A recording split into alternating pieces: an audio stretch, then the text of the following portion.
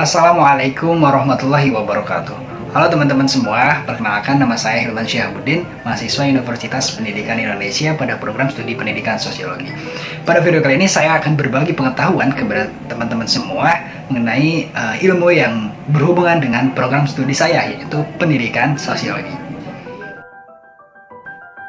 Sahabat-sahabat semua, disadari atau tidak, masa pandemi saat ini menyebabkan perubahan sosial yang cukup signifikan di dalam kehidupan masyarakat.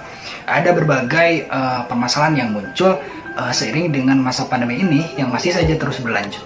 Lantas saya ingin bertanya, bagaimana perasaan kita saat pandemi ini belum usai? Saya tahu bahwa kita merasakan kecemasan dan merasakan ketakutan.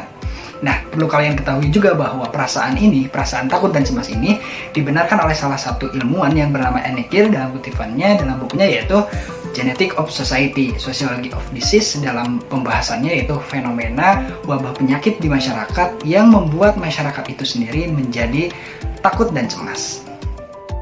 Nah, fenomena rasa takut dan rasa cemas ini tentu saja akan menimbulkan dua permasalahan di masyarakat yang cukup serius. Permasalahannya apa saja? Yaitu disorganisasi sosial dan disfungsi sosial. Nah, dalam video ini saya akan membahas fokus tentang dua permasalahan itu. Sahabat-sahabat semua, apakah yang dimaksud dengan disorganisasi sosial dan disfungsi sosial? Disorganisasi sosial adalah gejala melepasnya keterikatan sosial atau keterikatan tatanan sosial yang lembaga atau melekat di dalam seorang individu. Lantas mengapa disorganisasi sosial ini dapat terjadi?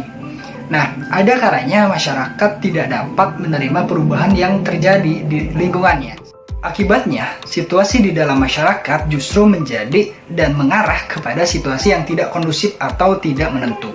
Nah, dari situasi inilah yang menyebabkan munculnya disorganisasi sosial, atau ini merupakan gejala disorganisasi sosial.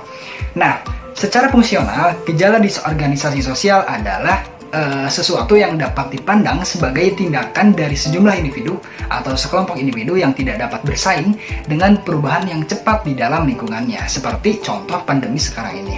Nah, keadaan masyarakat yang seperti ini akan mempengaruhi tatanan sosial di dalam masyarakatnya. Sahabat-sahabat semua, wujud nyata dari adanya disorganisasi sosial ini adalah munculnya prasangka dan diskriminasi di dalam masyarakat.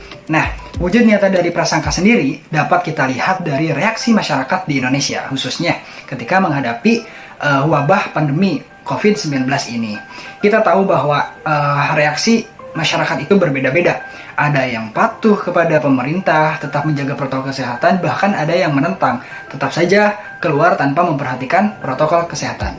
Tapi yang menjadi perhatian adalah ada masyarakat, ada sekelompok masyarakat yang memang mereka mengalami rasa ketakutan yang cukup serius. Mereka cemas dan selalu dibayang-bayangi oleh rasa takut.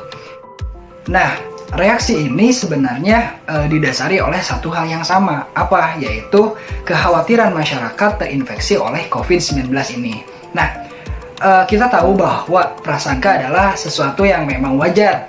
Tetapi harus diperhatikan bahwa prasangka yang berlebihan dapat menimbulkan efek yang tidak baik, yaitu salah satunya adalah menimbulkan diskriminasi. Nah, apa maksud dari diskriminasi? Mungkin sahabat-sahabat semua sudah mengetahui apa definisi dari diskriminasi ini. Teman-teman semua, di masa pandemi ini banyak sekali kasus-kasus diskriminasi yang memang hadir di tengah-tengah masyarakat. Diskriminasi ini banyak menimpa para pasien yang terinfeksi COVID-19. Bahkan tidak hanya pasien saja, keluarga pasien dan sampai kepada para tenaga medis pun memang jadi kelompok yang terkena diskriminasi ini. Sikap diskriminatif ini sungguh disayangkan dan memang segera harus dihindari. Mereka para pasien yang terinfeksi COVID-19 seharusnya didukung penuh dalam proses penyembuhannya, bukan didiskriminasi. Apalagi mereka para tenaga medis yang memang mereka adalah seseorang atau kelompok yang menjadi garda paling terdepan yang saat ini terjun menghadapi COVID-19 ini. Jadi sekali lagi saya tekankan bahwa sikap diskriminatif ini memang harus segera dihindari dan harus segera kita ubah menjadi sikap yang menjadi positif, yaitu mendukung penuh para pasien dan tenaga COVID-19. Selanjutnya, selain disorganisasi sosial yang muncul, yang telah tadi saya bahas, Masalah yang lainnya adalah munculnya disfungsi sosial. Lantas apa yang dimaksud dengan disfungsi sosial?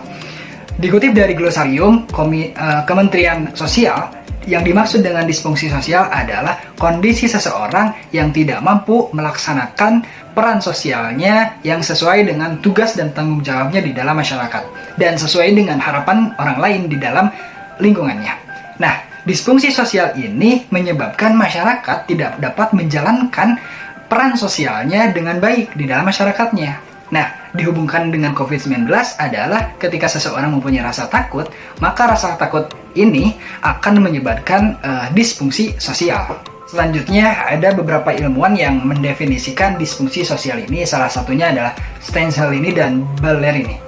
Mereka mendefinisikan disfungsi sosial sebagai ketidakmampuan seseorang untuk memenuhi tuntutan sosial dalam melakukan peran sosialnya yang digunakan di dalam masyarakat secara tepat. Nah, itu dia sahabat-sahabat semua pengertian atau definisi dari disorganisasi sosial dan disfungsi sosial yang telah saya paparkan secara sederhana. Nah, kita tahu bahwa pandemi COVID-19 ini memang belum usai, maka rasa cemas dan rasa takut pasti selalu hadir di dalam diri kita, di dalam masyarakat. Namun, tentu saja disorganisasi sosial dan disfungsi sosial ini tidak boleh terjadi secara terus-menerus. Disorganisasi sosial memang sesuatu permasalahan yang ada di masyarakat. Namun tentu saja ada solusi yang bisa dilakukan, yaitu apa? Dengan cara reorganisasi sosial atau membentuk norma-norma yang baru yang bisa mengatasi kecemasan. Prasangka dan diskriminasi sosial sebagai wujud nyata dari disorganisasi sosial sebaiknya diubah menjadi dukungan nyata yang diberikan kepada mereka yang terkena diskriminasi. Nah, kemudian apalagi upayanya, yaitu menjaga kesehatan fisik dan psikologis juga dapat dilakukan supaya kita tetap bisa menjalankan peran sosial kita ini sebagai solusi dari disfungsi sosial tadi. Nah, rasa takut dan cemas yang muncul di dalam diri kita, di dalam masyarakat, maka kita ganti dengan rasa waspada. Sahabat-sahabat semua, mari kita hadapi tantangan ini dengan rasa waspada, bukan dengan rasa ketakutan dan rasa kecemasan. Tetap jaga kesehatan, tetap jaga prasangka, sehingga kita terhindar dari rasa diskriminasi kepada pihak-pihak yang memang sebenarnya harus didukung. Demikian yang bisa saya sampaikan. Mohon maaf bila banyak kesalahan. Terima kasih atas perhatiannya. Tetap jaga kesehatan. Saya Hilman Syihabuddin. Pamit undur diri. Wassalamualaikum warahmatullahi wabarakatuh.